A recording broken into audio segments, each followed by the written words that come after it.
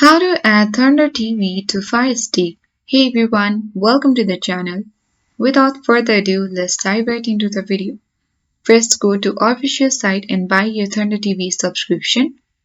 Now turn on your Firestick and go to settings. Then click My Fire TV or device, then developer options. Enable apps from online sources and confirm. Now search for downloader on the Firestick home screen and download and install the app. Open Downloader and enter the IPTV Smarters Pro download URL. Click Go. Download and install app.